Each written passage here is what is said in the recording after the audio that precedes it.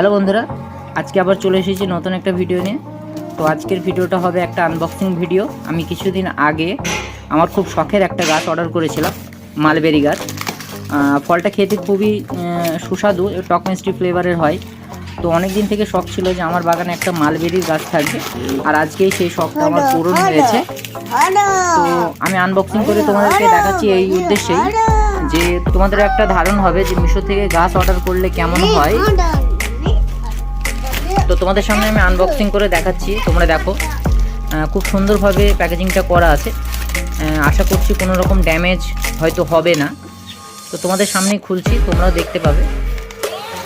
তো এর আগে আমি 4 থেকে 5টা গাছ অর্ডার করেছি মিশো থেকে, এবং কোয়ালিটি যথেষ্ট ভালো ছিল।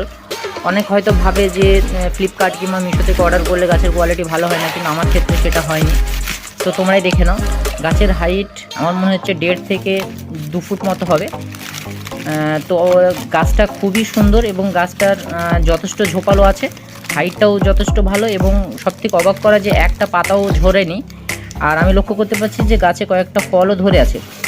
তো ভিডিওটা ভালো লাগলে অবশ্যই একটা লাইক করবে, আর চ্যানেলে নতুন হলে চ্যানেলটিকে সাবস্ক্রাইব করে রাখবে। তো আজকের জন্য বাই, তোমরা সবাই ভালো থেকো, সুস্থ থেকো।